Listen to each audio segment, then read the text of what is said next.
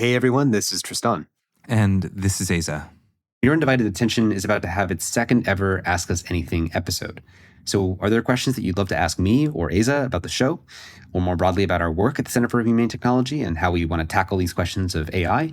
So here's your opportunity. Go to humanetech.com/ask us, or, and we love this option, record your question on your phone and send us a voice memo at undivided@humanetech.com. So that's humanetech.com/ask us or undivided@humanetech.com. We hope to hear from you, and we are really looking forward to continuing this dialogue.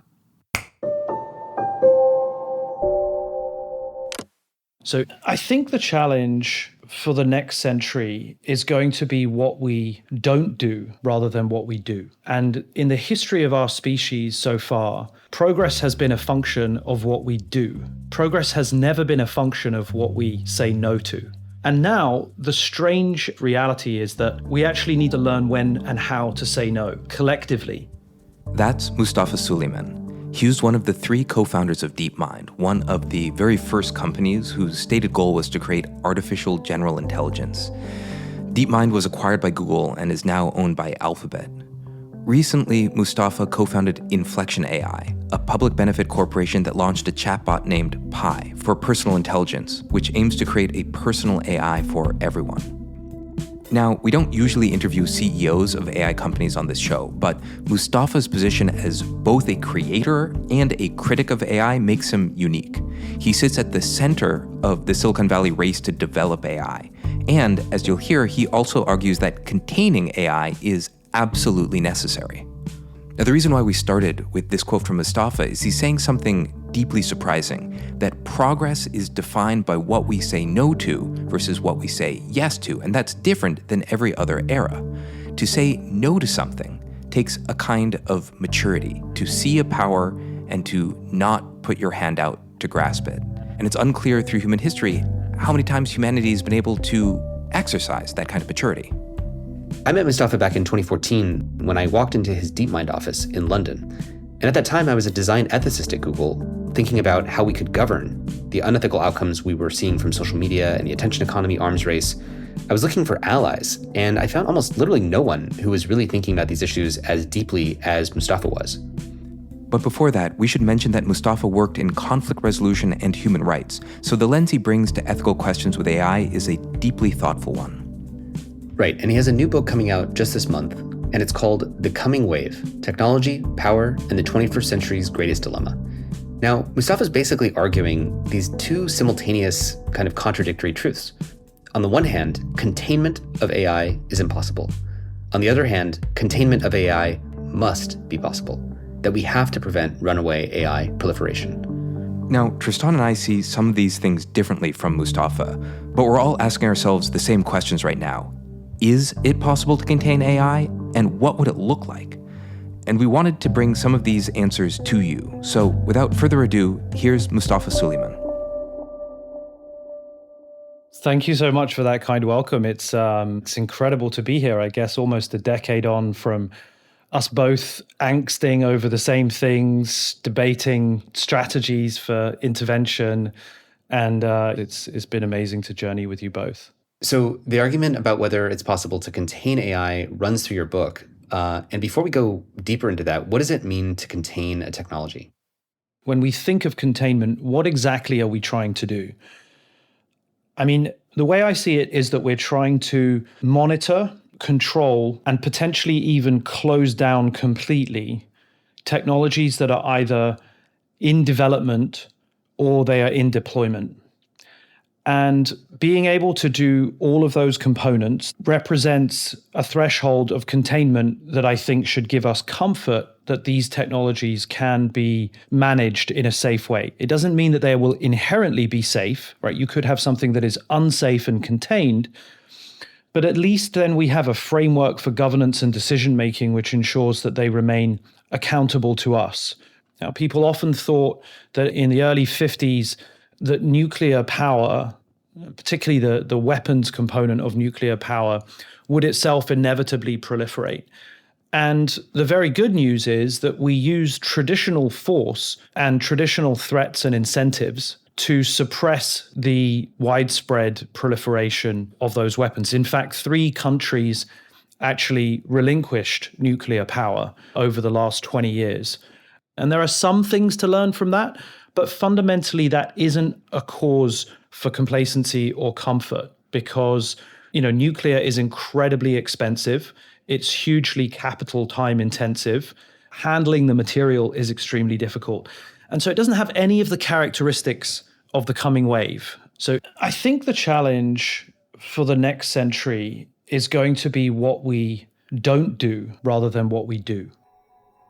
And in the history of our species so far, progress has been a function of what we do. Progress has never been a function of what we say no to. So it's this absurd paradox that we now have to, put the genie back in the bottle, right? The engine of progress in the last 2,000 years has been invention, science, creativity, commerce, this massive evolution of ideas, right? Which has just turbocharged health and happiness for everybody on the planet for so many centuries.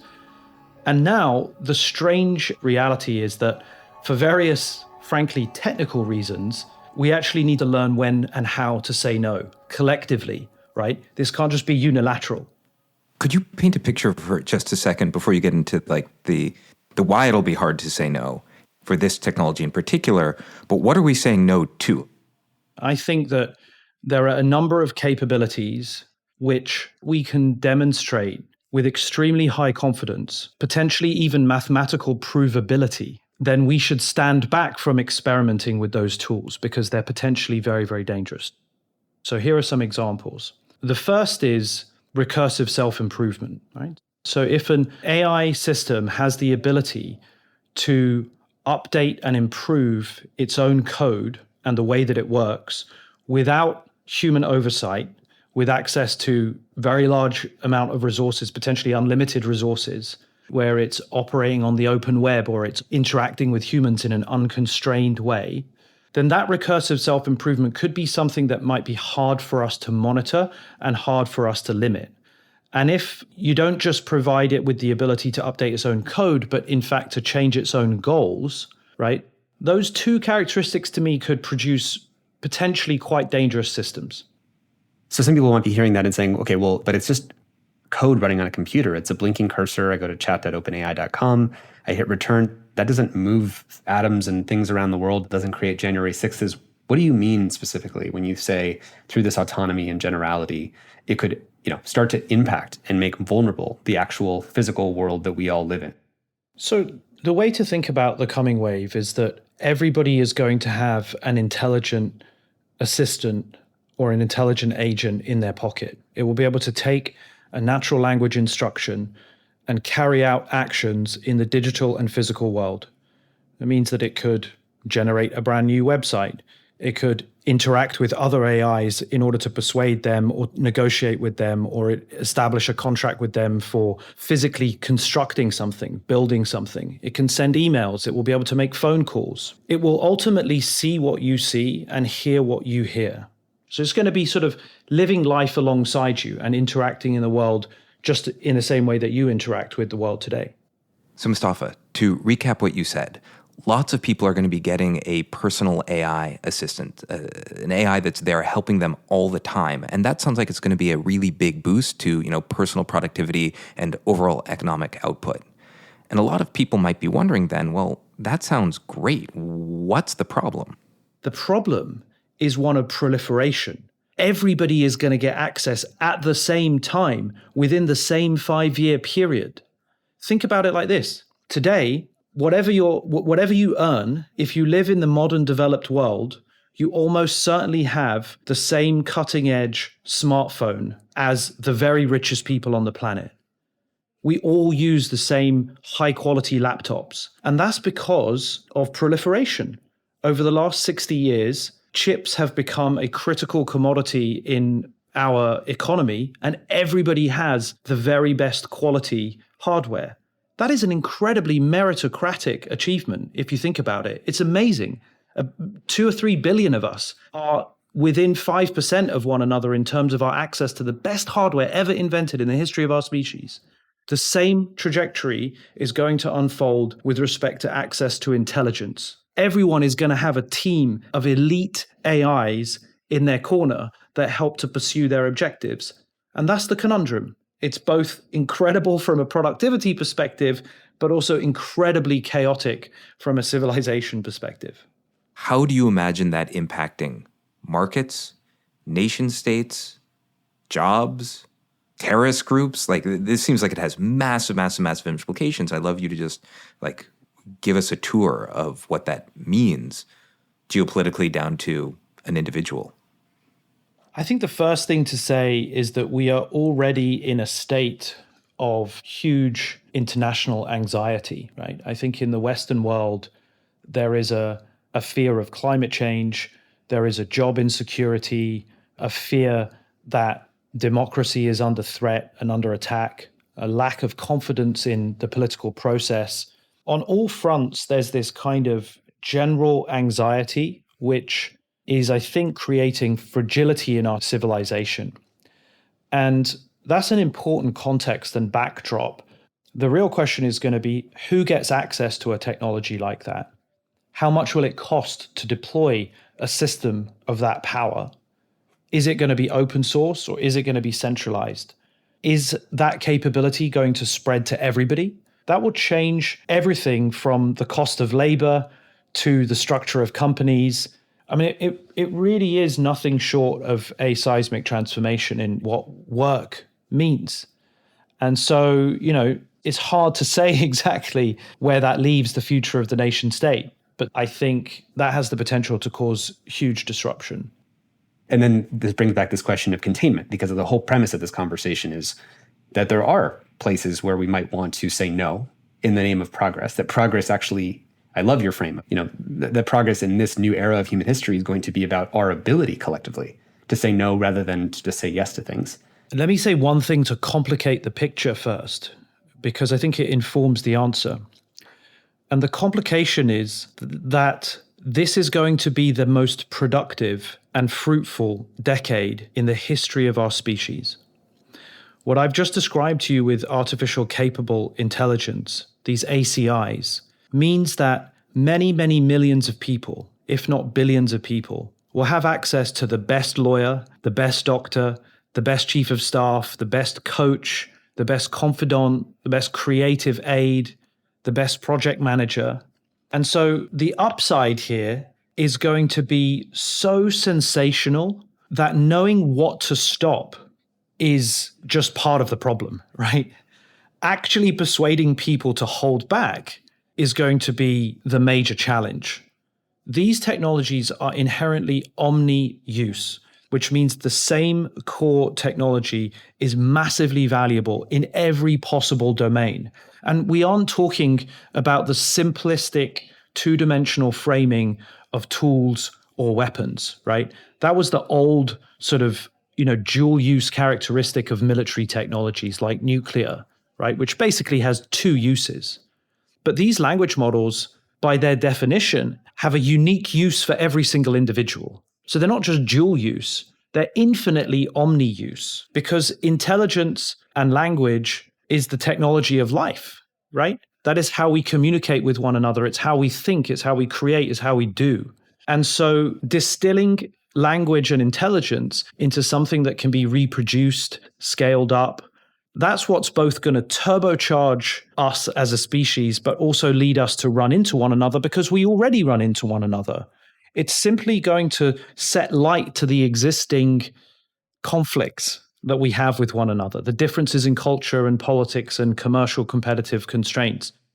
All right, so getting back to the question of how we contain this omni-use technology, I'm interested in whether you see this as something that just happens at an elite political level and inside the big tech companies, or is this something that everybody listening to the podcast can somehow be involved in? Yes, everybody has to get involved now. Defining the standards of what is acceptable is going to shape the future of our species. And that means participating in protest, in resistance, participating in creating alliances, participating in the political process. It means creating and making these tools, because if you don't know how to really use these tools and you don't make them, you'll never truly understand how good they are at certain things and how bad they are at other things. And that will often be very surprising. And they're very accessible. They're really not that complicated. You can wrap your mind around it in 2 or 3 hours of watching videos online where there's tons of really accessible tutorials. And I think that's a great place to start when it comes to containment. First, stop fearing it as this impossible to understand enemy. And second, deeply immerse yourself in the tools of holding these models accountable and making them and manipulating them so that you can see the boundaries of their capability rather than just imagining they're sort of super intelligences, which they're totally not. The bigger the models get, the more controllable they are.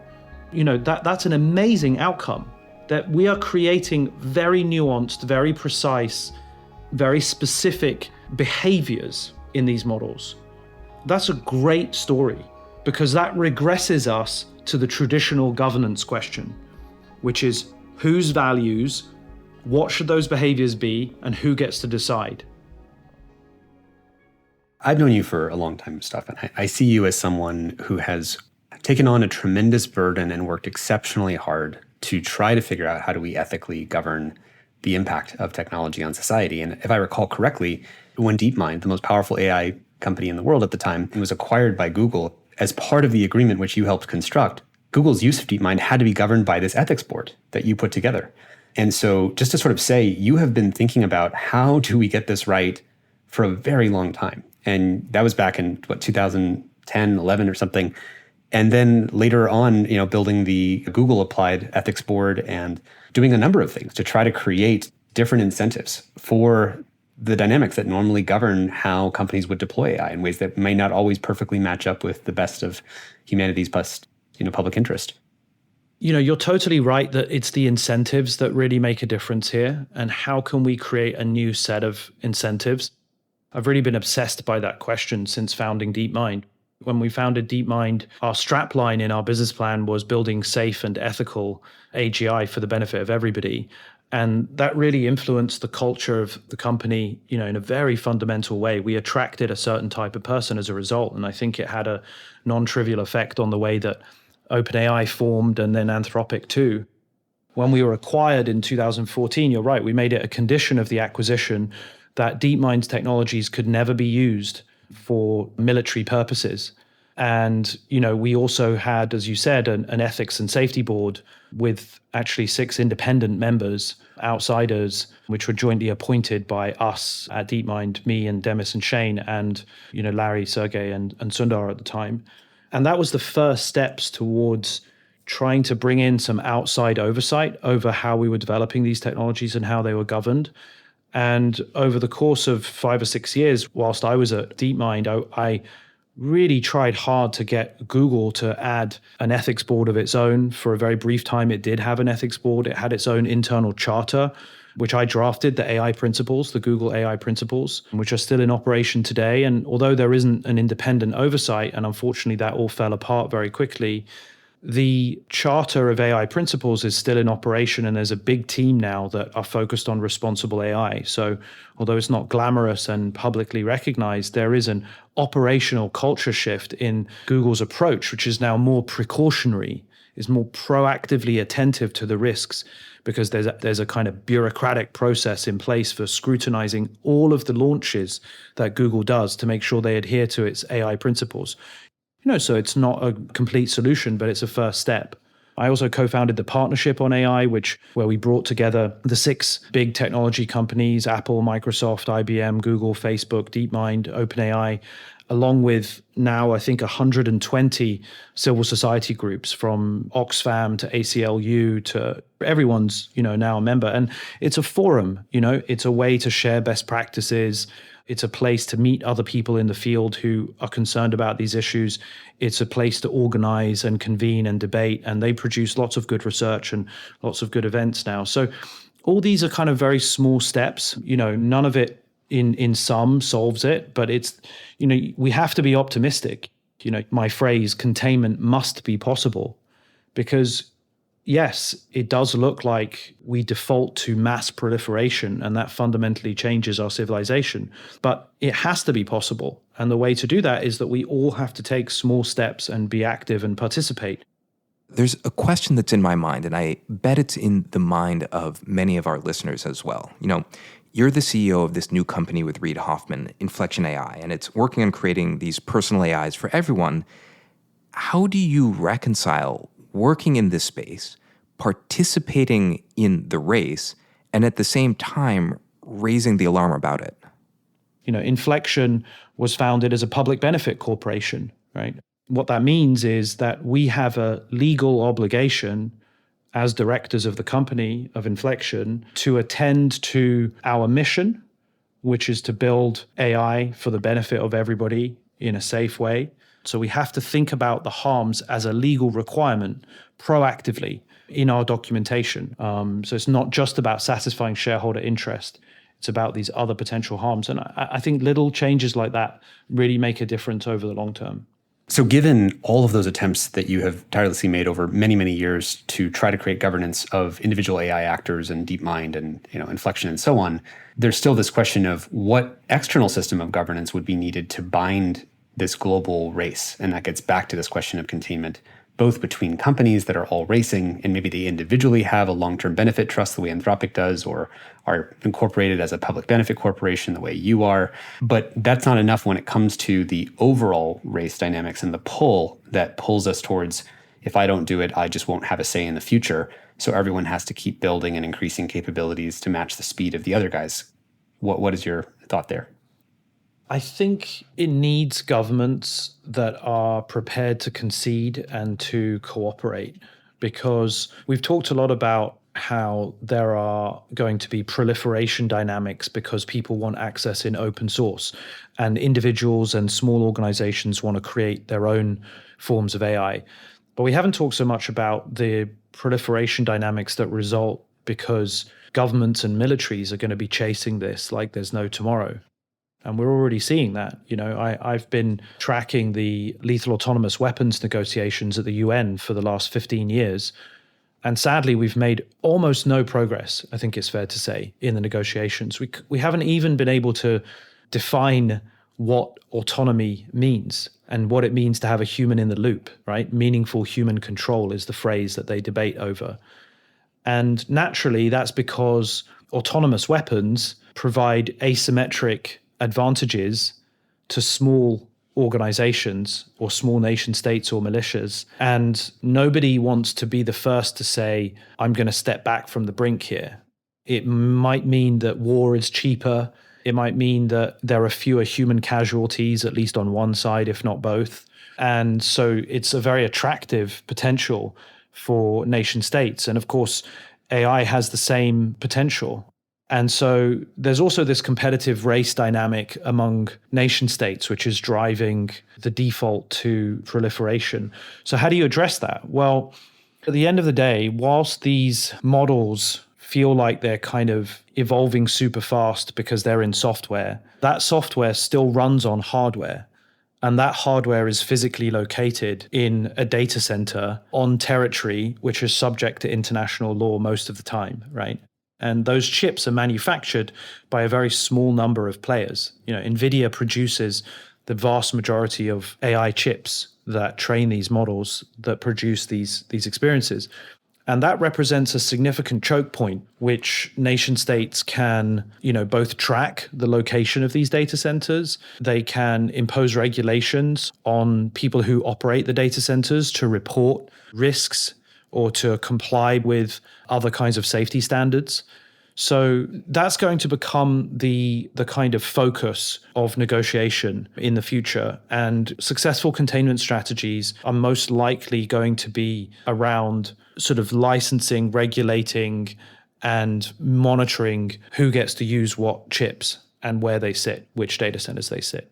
What I hear you speaking to is what's also kind of discussed by Sam Altman and others is sort of this international regime for monitoring the flows of chips in the world. Where does NVIDIA sending its chips? Where are those aggregated? Where do those sit in data centers? And we're going to need whether it's licensing or auditing or tracking and these kinds of things that are being discussed right now legislatively in the US and elsewhere, whether that results in an IAEA as some kind of international body that does that. But that's kind of what you're speaking to, yes? That's exactly right. I think we need an international body. And I think the better example is actually modeled on the Financial Stability Board, which is an international group of central bank governors, which is very collaborative, has coordinated on many, many occasions in the last 15, 20 years in real time and overnight to avoid catastrophe in financial markets.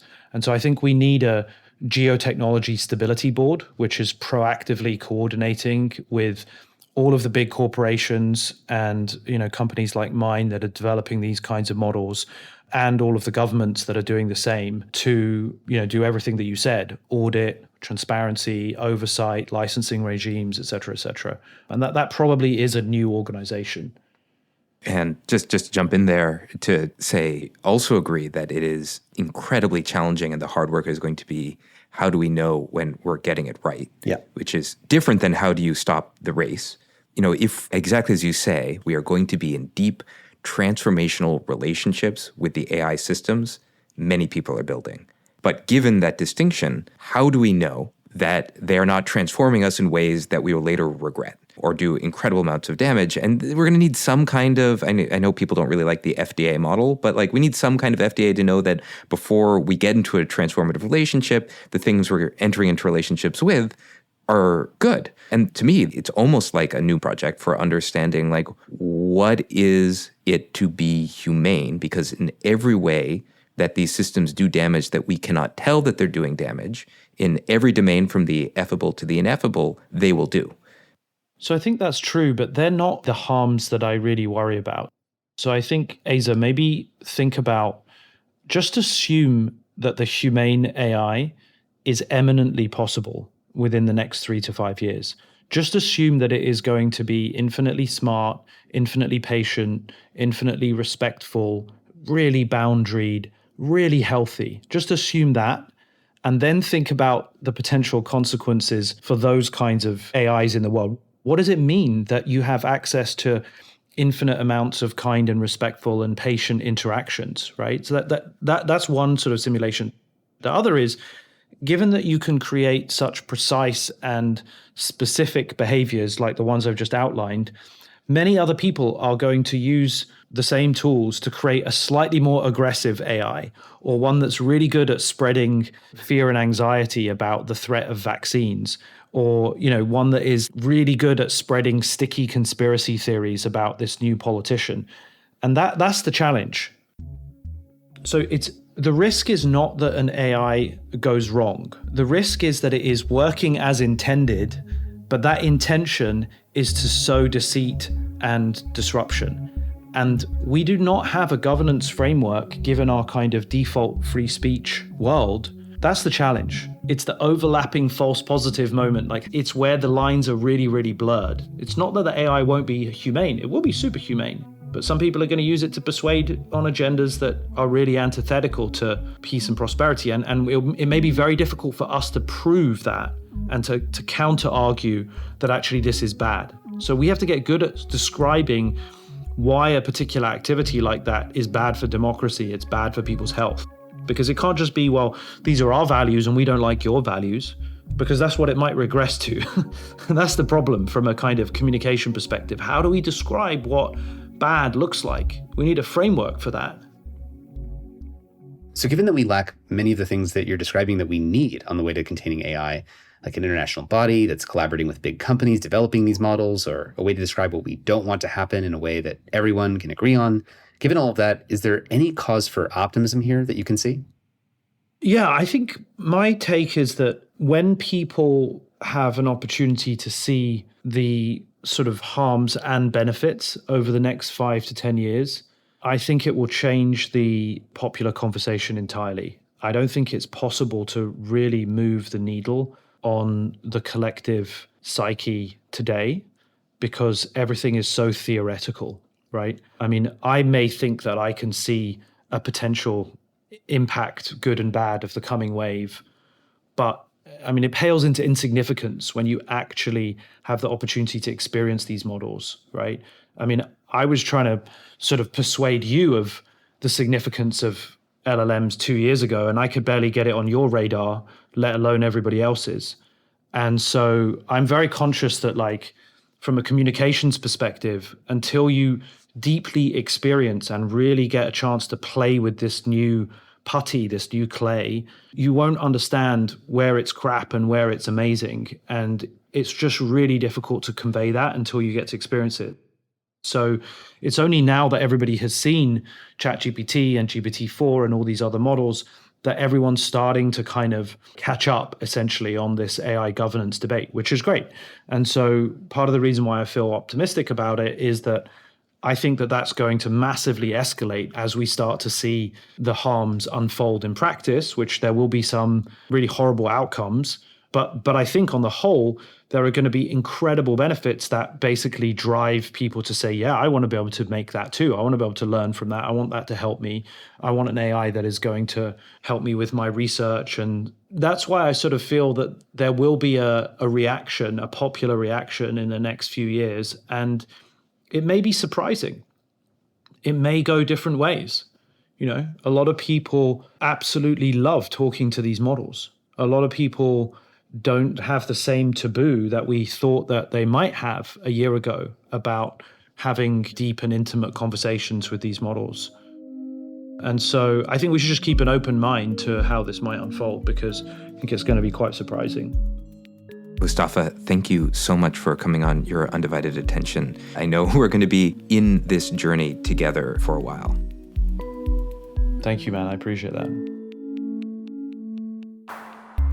Your Undivided Attention is produced by the Center for Humane Technology, a nonprofit working to catalyze a humane future. Our senior producer is Julia Scott. Kirsten McMurray and Sarah McRae are our associate producers. Sasha Fegan is our managing editor. A very special thanks to our generous supporters who make this entire podcast possible. And if you would like to join them, you can visit humanetech.com/donate. You can find show notes, transcripts, and much more at humanetech.com. And if you made it all the way here, let me give one more thank you to you for giving us your undivided attention.